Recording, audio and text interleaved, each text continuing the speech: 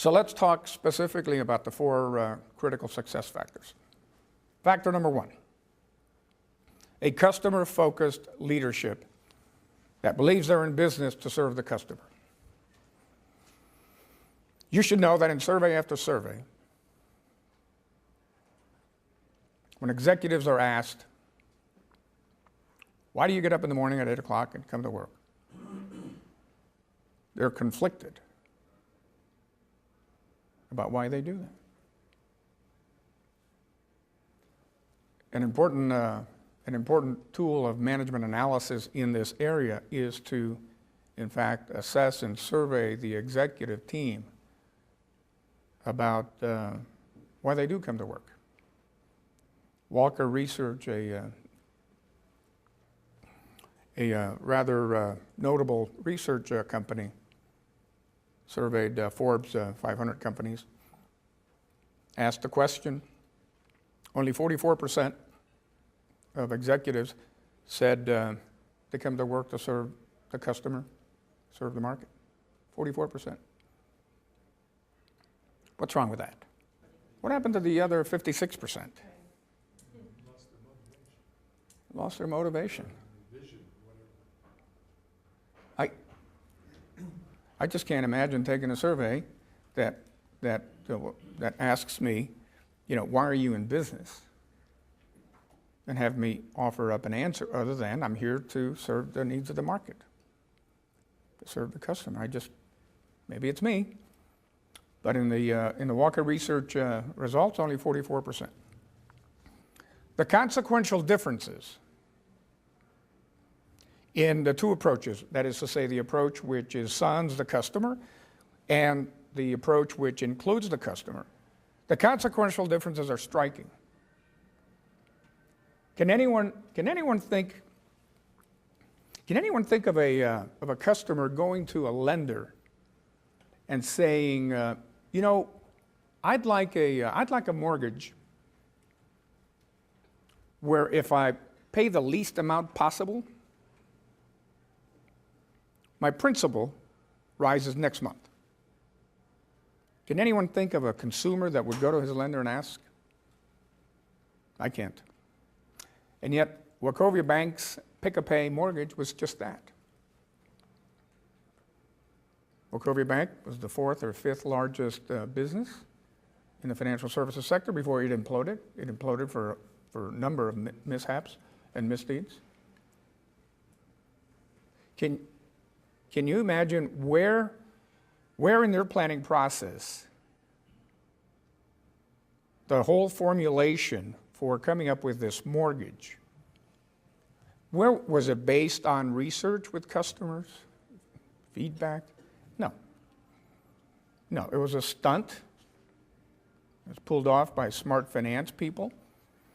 The ethical mishap came when the bank failed to alert customers that if they chose the least amount possible, the principal would rise. I was asked by a magazine to provide an excerpt of the book, which I was delighted to do. The excerpt that I chose happened to include a retelling of the Toyota example. And you recall how the problem with the electronic throttle caused the deaths of many vehicle owners. I read the court transcripts, several hundred pages of it. So my retelling, it's also in the book, my retelling the story is factual, and it's fair. The editor of the magazine calls and says, Raul, that's a wonderful excerpt, but we have one problem. I said, oh, what's the problem? Well, the Toyota example. I said, what's wrong with the Toyota example? Well, it's too hot. What do you mean it's too hot? It's factual. Well, it's too political. We're going to have to drop that reference to the Toyota example. I said, look, it's your magazine. Drop the Toyota example if you want to. Don't change my words. Just drop it. But ladies and gentlemen, if you want one very good reason why we can't get to the root cause, it is because we have to dance around sacred cows. Did you say you reviewed our mission statements, or were you just saying mission statements in general? No, yours. The most recent one you've reviewed? Yeah. And what was your comment on that? The most recent one I saw, maybe I didn't see the right one, and I don't mean to, I mean, I don't No, I ordinarily... was curious. If it start over, it start over. But. No, I'm just giving you my own view of this, is that the most recent version I saw has 41 words and no punctuation. That's correct. That's it. An explicit mission statement. Policies and practices of the organization, the procedural, the operational, must buttress the mission. So I've seen cases where there's an explicit mission to serve the customer, and it is flouted by day-to-day practices and procedures. So again, in the heat of the battle, you're sitting there trying to do your job.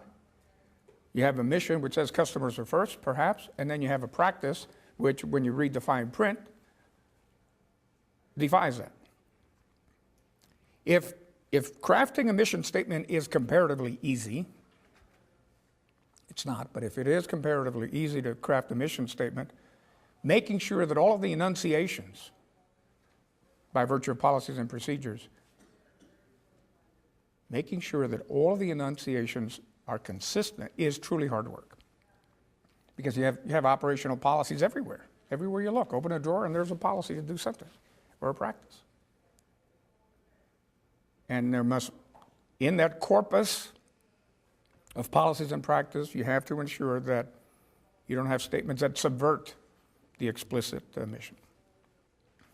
And then the third item is the golden rule of service. The golden rule of service says, do what you say you're going to do. Do what you say you're going to do. And don't do what you say you're not going to do. If you draw a scattergram with satisfaction on the Y and reliability on the X. Reliability is doing what you say you're going to do, not do what you say you're not going to do. The scattergram clusters northeast of the chart.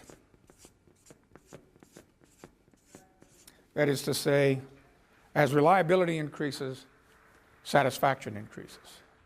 A full expression of service can only be found in an environment where these critical success factors work in harmony. No one factor working alone will do it. They're so synergistic that you must raise the bar on all four. The organization that fails to abide these ideas is yielding, in a de facto way, yielding to an industrial age paradigm. And you say, well, what does that mean? Well, the industrial age paradigm is one that focuses on efficiencies, not effectiveness, not efficacy, efficiencies. If you don't have good customer service, I don't care how efficient you are, you still have bad customer service. There is a focus on internal processes. Does this expense authorization need 6 signatures before anything happens? That's an internal process. That's a fixation with an internal process. Versus a fixation with a customer process. That's a marked difference. And then lastly, the fixation with short-term financial results versus the understanding, we'll see it in the stage model, that a lot of our good work is really incremental, and for a long period of time, you won't see the discernible improvements in service until you do one more thing, and then you see the inflection on the curve. So you can be doing very good work, and you won't see it for a time. Acknowledging that this phenomena works that way will keep the faith, and you continue to do good work.